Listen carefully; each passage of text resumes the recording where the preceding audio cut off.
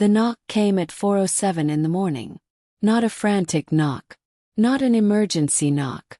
It was 3 measured, deliberate taps. The kind a person makes when they've rehearsed the moment. When they've decided exactly how they want to look when the door opens. I had been sitting at the kitchen table since 2 a.m. My coffee was cold. The overhead light was off. I had one lamp on in the corner. The small ceramic one I bought at a flea market in Asheville for $14 the summer before we got married. And the room was quiet in the way that only 4 a.m. can be quiet. Total. Final. Like the world had agreed to hold its breath. I walked to the door. I already knew it was him. I had known for 11 weeks.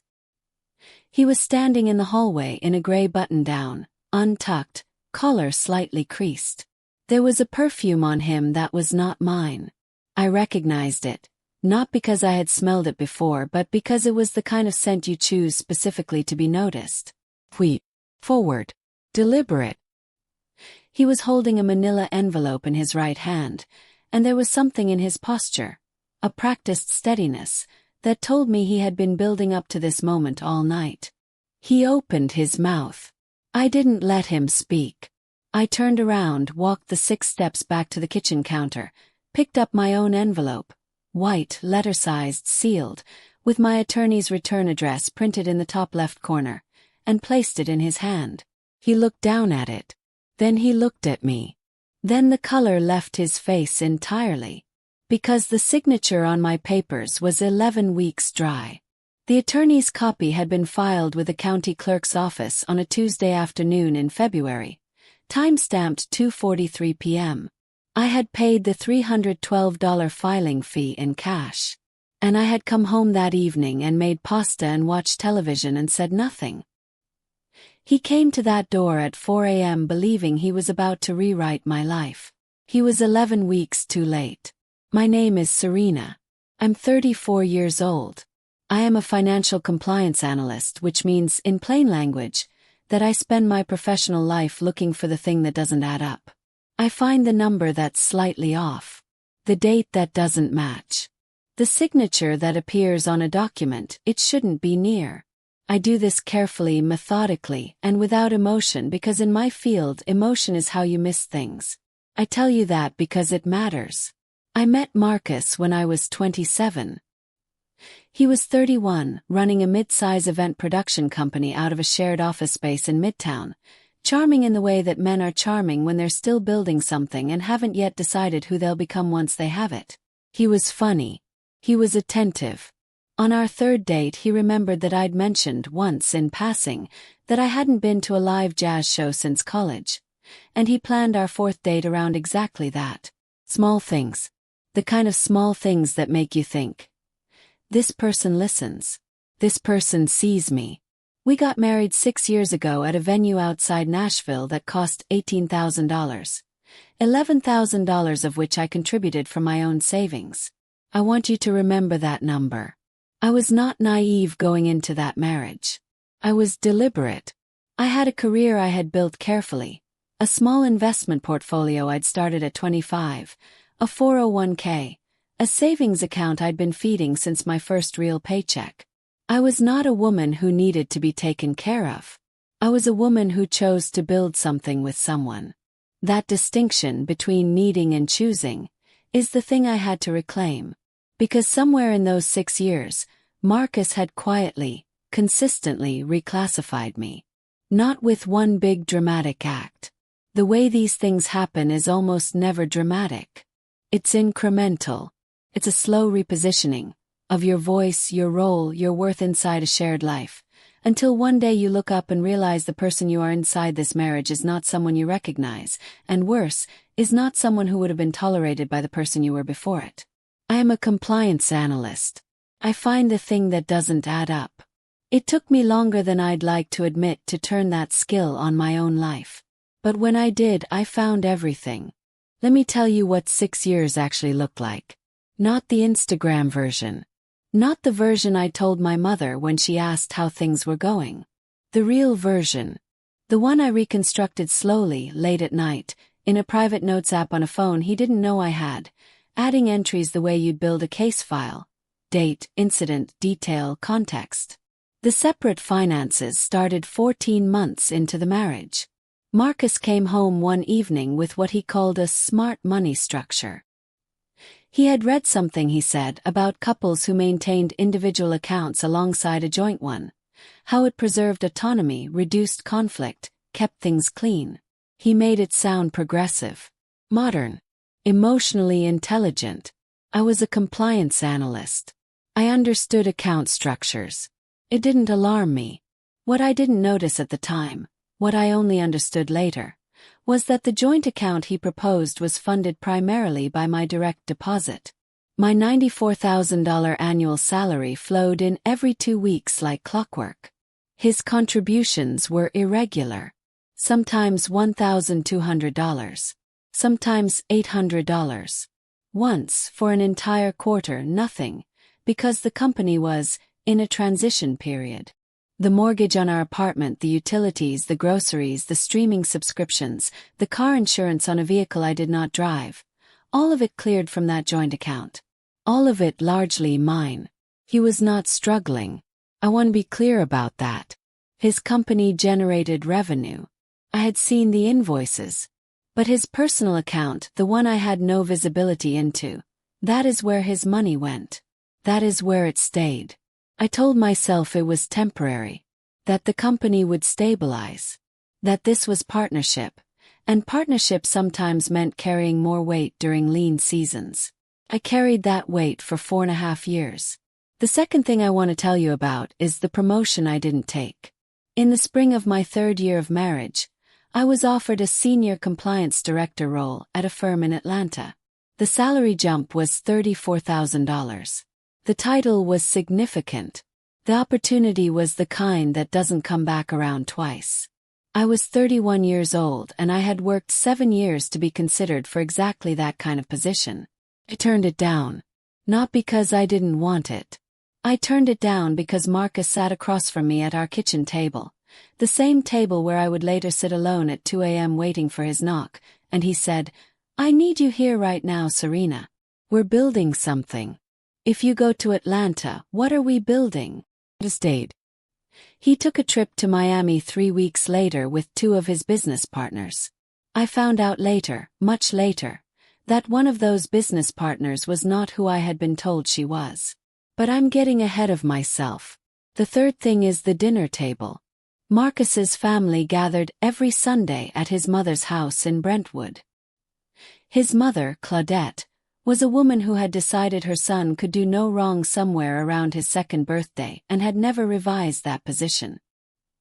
His older sister Priya ran a boutique clothing business and had the specific energy of someone who had appointed herself the family's quality control department. I had known these people for 6 years. I had brought food to that table for 6 years.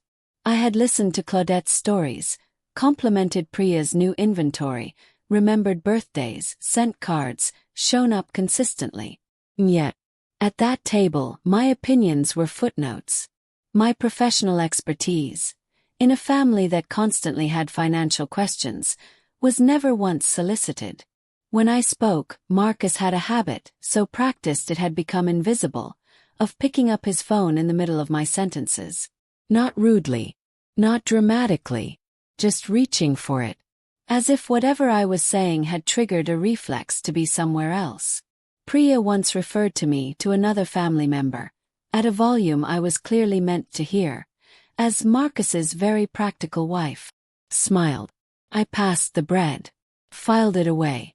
The Notes app on my private phone had 47 entries by the time I finally opened it and read them all in sequence. 47 entries. 4.5 years. The pattern was so clear, read all at once, that I actually laughed. Not because it was funny. Because I was a woman trained to find the thing that doesn't add up. And I had been living inside the irregularity the entire time. That should have been the end of it. It wasn't. The company anniversary dinner was on a Friday in October. Marcus's production company was turning 7 years old, and he had rented out the private dining room at a restaurant called Loren Gray. The kind of place where the smallest entree is $58 and the lighting is designed to make everyone look like they're having the best night of their lives. 40 guests, Business associates, clients, a few family members. Open bar starting at 7. I wore a navy dress I had bought specifically for that evening. I had my hair done that afternoon. I drove myself because Marcus had gone early to oversee setup. A reason that had stopped feeling like a reason about 6 months prior, but that I had not yet had cause to formally question. I arrived at 7:15. Found our table. Ordered a sparkling water. Made conversation with a couple I recognized from a previous event. Everything was normal. Everything looked fine. At approximately 8:30, Marcus stood to give a toast. It was a good toast. He was always good at those. Warm, funny, specific. He thanked his team. He thanked his clients. He thanked his mother, who was seated 3 tables over in a gold blouse and an expression of total maternal adoration. He did not mention me. That I could have absorbed. Oversight. Nerves. The speech was short. What I could not absorb happened 40 minutes later. I was standing near the bar with a glass of wine when Marcus crossed the room with a woman beside him. She was in her early 30s, dark blazer, confident posture, the practiced ease of someone who belonged exactly where she was standing. He had his hand very briefly at the small of her back, just for a second, the way you touch someone when you're guiding them, when their presence is yours to manage. He stopped in front of a group of colleagues. He said her name, Diane, said she was someone very important to the company's next chapter. He talked about a new partnership. He made her laugh twice in 30 seconds. I was standing 3 feet away. No one in that circle introduced themselves to me. No one looked over. And Marcus, my husband of 6 years, the man whose mortgage I had been paying since year 2, did not acknowledge that I existed. A woman I didn't recognize turned to me with a polite smile and said, "And who are you?" I said, "I'm Serena." She waited, clearly expecting a last name, a title, some connective tissue. I said, "I'm with the bar." I lifted my glass slightly and walked away. I drove home alone at 10:15 p.m. I rode the elevator to the 14th floor. I stood in our kitchen for a long moment in my navy dress and my careful hair. Then I walked to the bedroom, sat on the edge of the bed, and allowed myself exactly 22 minutes to feel everything I needed to feel. Then I stopped. I picked up my phone, not the private one, the regular one, and I searched 3 words. Joint property rights. That was the moment everything shifted. I want to tell you something about the way I work. When I am assigned an audit at my firm, I don't start with the biggest numbers. Everyone starts with the biggest numbers. The person who is hiding something knows you'll start with the biggest numbers, so that's where they clean. That's where everything looks perfect. You start with the biggest numbers and you find nothing and you conclude everything is fine. I start with the small inconsistencies. The $340 that moved on a Thursday when everything else moves on Fridays. The vendor name that's spelled correctly everywhere except one document. The date that's 2 days off. Those are the tells. Those are the places where someone got comfortable and stopped being careful. I applied that same logic to my marriage on a Saturday morning in late October, 11 days after the anniversary dinner. Marcus was at a weekend venue walkthrough in Franklin, or so I had been told. I had a cup of coffee, a yellow legal pad, and approximately 6 uninterrupted hours. I went to the filing cabinet in the second bedroom, the one he used as an office. The one I had never had a reason to examine carefully because I had trusted the person whose name was on the outside of every folder. I started with the small inconsistencies. The first thing I noticed was a property tax statement, for an address I recognized. 4417 Mercer Lane. That was the rental property Marcus and I had purchased together in 2021. A 2-bedroom unit in a quiet neighborhood east of the city. We had bought it for $218,000, put $40,000 down, $24,000 of which came from my savings, and had been renting it to a young couple for $1,650 a month. The rental income had always gone into Marcus's account, by arrangement, because he managed the property. I had never seen a statement.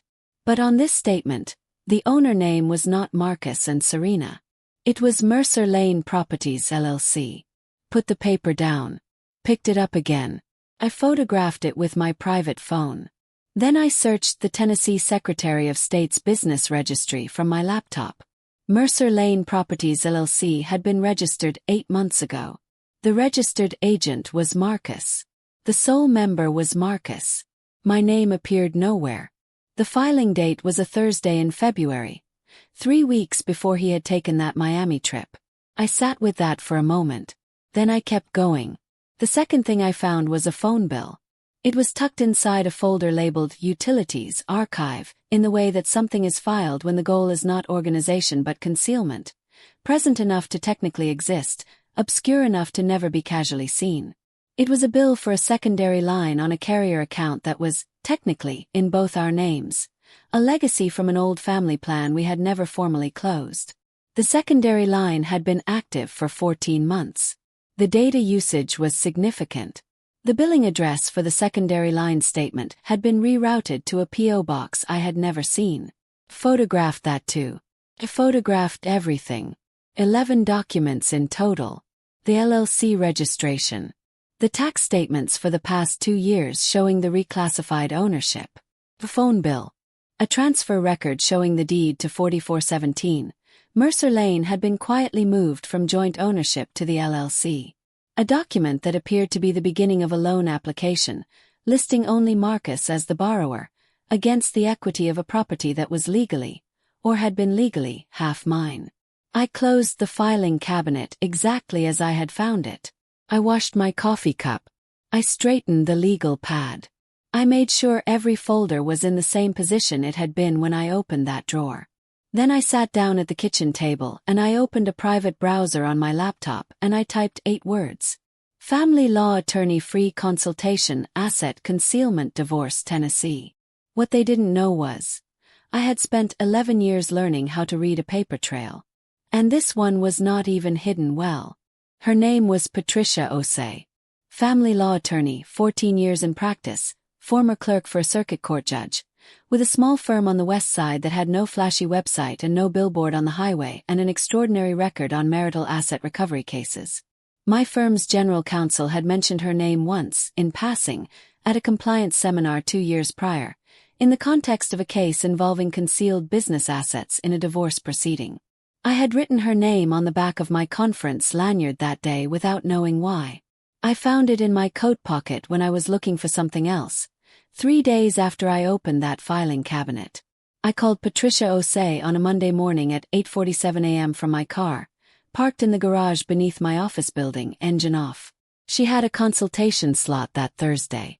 I walked into her office with a manila folder containing 11 photographs, a 2-page timeline I had written on my legal pad and then typed and formatted properly because I am who I am, and a clear, specific question.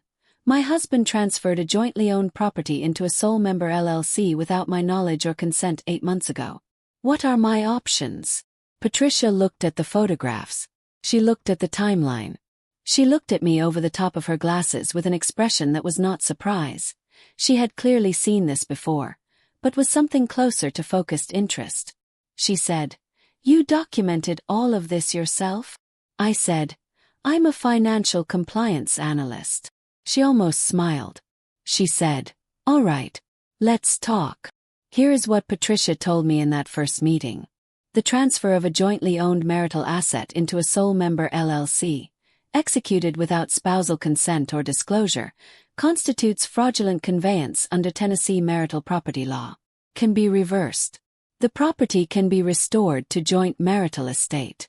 And in a divorce proceeding, a judge reviewing intentional asset concealment does not look favorably upon the concealing party, which has significant implications for how the overall settlement is structured. In plain language, he had not protected himself. He had handed me leverage. I retained Patricia that afternoon. The retainer was $3,500. I paid it from my personal savings account, the one Marcus had no visibility into, the one I had maintained quietly and separately since before we were married, the one I had never mentioned because it had never come up and I had never felt the need to offer information that wasn't asked for. I drove home. I made dinner. I said nothing. That was day 1. For the next 41 days I was a perfect wife. I want you to understand what that required. Not emotionally.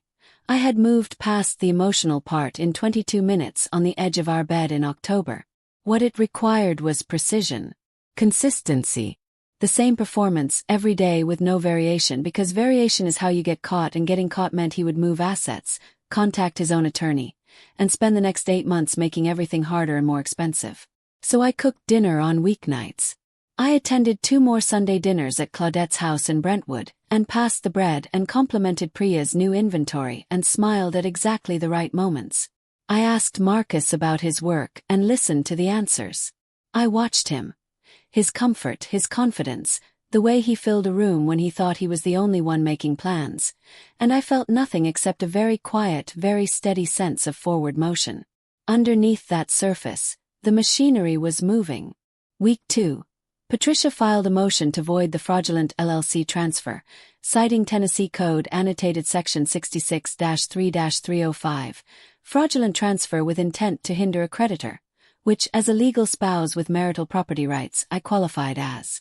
The motion was filed in circuit court. Quietly. Procedurally. The way these things move before the other party knows they're moving. Week 3. I went to my bank alone on a Tuesday during my lunch break and restructured my direct deposit. Going forward, my paycheck split. 60% to the joint account as it always had, and 40% to my private savings account. Clean. Legal. Within my rights. The joint account maintained its normal balance. Nothing looked different. Week 4. I called the county recorder's office and formally requested a title search on 4417 Mercer Lane. I already knew what it would show. I needed the official document. The one with the county seal. The one that would sit in a courtroom file and be very difficult to explain away. Week 5. Patricia informed me that Marcus had been served notice of the motion to void the LLC transfer. He had not yet retained an attorney. She said this with the specific neutrality of someone telling me that the clock had started. I remember sitting in my car after that phone call in that same parking garage, engine off, and thinking, he has no idea. That was day 38. On the morning of day 41, a Tuesday, I received confirmation from Patricia that my divorce filing had been formally accepted and time-stamped by the county clerk's office. Came home. I made pasta. I watched television. I set my alarm for 7 a.m.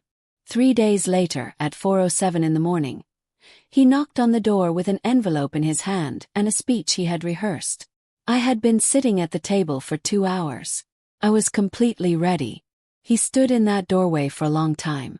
Longer than felt comfortable for either of us, I imagine, though I will tell you honestly that my discomfort had largely expired somewhere around day 15 of those 41 days.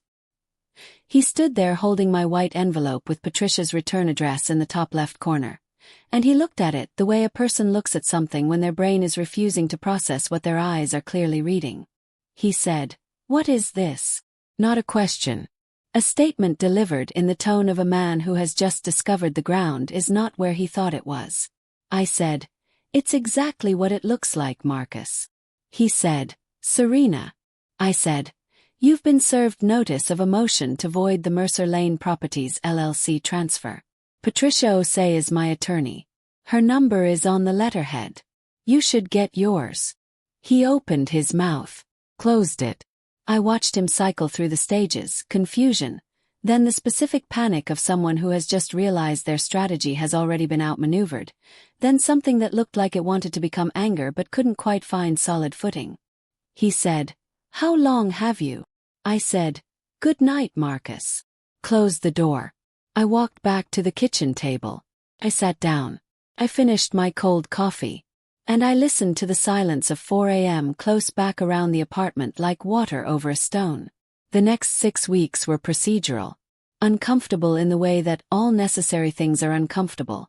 Not devastating, just requiring. Marcus retained an attorney on day 3 after that morning. His attorney contacted Patricia. Patricia was, by all accounts, extremely prepared. The motion to void the Mercer Lane Properties LLC transfer was heard in circuit court 7 weeks later. Marcus's attorney argued that the LLC had been formed for legitimate business purposes, and that the transfer had been a standard asset protection measure. Patricia presented the timeline, the filing date, the deed transfer record, the loan application draft, and the fact that I had never been notified, never signed any document consenting to the transfer, and that my $24,000 down payment contribution was fully documented in our joint purchase records from 2021. The judge voided the LLC transfer. 4417 Mercer Lane was restored to joint marital estate. In the divorce settlement, which was finalized on a Wednesday afternoon 11 weeks after that circuit court hearing, I was awarded my full $24,000 down payment contribution as a documented separate property interest. I was awarded 50% of the rental income that had been collected and deposited solely into Marcus's account for the duration of our marriage, 31 months of $1,650, half of which came to $25,575. I was awarded the liquid assets in the joint account. I was awarded the right to remain in our apartment through the end of the lease, which had 8 months remaining, giving me stable housing and time to make a considered decision about where I wanted to go next. Marcus kept his company. He kept his personal account. He kept the Miami trips and the Diane situation and whatever version of himself he was building in the absence of someone carrying his infrastructure. He also kept the legal fees from a fraudulent transfer motion he had forced into circuit court. Those, I understand, were considerable. His mother stopped calling me 2 days after the settlement was signed. Priya sent a single text, no punctuation, that said, "I hope you're happy." I read it once. I did not respond. There was nothing in that message that required me anymore. I want to tell you what the morning after felt like. It was a Thursday, early November. The kind of morning where the light comes in low and gold through windows that face east, and the city outside is just beginning to stir, and everything is quiet in a way that feels chosen rather than empty. I sat at that kitchen table, the same chair, the same ceramic lamp from Asheville, and I drank my coffee while it was still hot. I had nowhere to be for another 2 hours. I had no performance to maintain. I had no version of myself to manage for someone else's comfort. I just sat there, and what I felt was not triumph. I want to be precise about that because I think it matters. It was not the sharp, electric satisfaction of winning. It was something quieter and more lasting than that. It was the specific relief of a person who has stopped pretending, stopped performing competence in a space where competence was never going to be respected, stopped offering loyalty to a structure that had been quietly billing her for the privilege of her own diminishment. It felt like putting down something very heavy that I had carried for so long I had stopped noticing the weight. I was 34 years old. I had my career. I had my savings intact and growing. I had 11 months of documented clarity that had reminded me, in the most concrete possible terms, of exactly what I was capable of when I decided to turn my full attention toward myself. I had my name. I had kept my name throughout the marriage, a decision I had made at 28 that I now understood, on some level, I had made wisely. I had my table, my lamp, my cold coffee mornings. I had enough. If you have ever been the person in a relationship or a family, or a workplace who gives their best and watches it get reclassified as ordinary, I want you to hear this. The skills that make you easy to underestimate are often the exact skills that will protect you when it matters most. Patience. The documentation. The ability to stay quiet while you think. The instinct to look at the small inconsistency everyone else walked past. Those are not weaknesses dressed up as strengths. Those are the thing itself. Marcus came to my door at 4 a.m. because he thought that was the moment my story ended. He was wrong about the timing. He was wrong about which one of us was ending something. And he was wrong fundamentally. Completely wrong about who he had been living with for 6 years. I hope wherever you're listening from, you know that the people who underestimate you are almost never doing it because they've accurately assessed you. They're doing it because your stillness made them comfortable. And comfort in the wrong hands becomes carelessness. Let them be careless. You just keep documenting. If this story stayed with you, drop a comment and tell me where you're listening from. And if you've ever been the quiet one in a room full of people who should have known better, I hope you remember that was never the truth about you.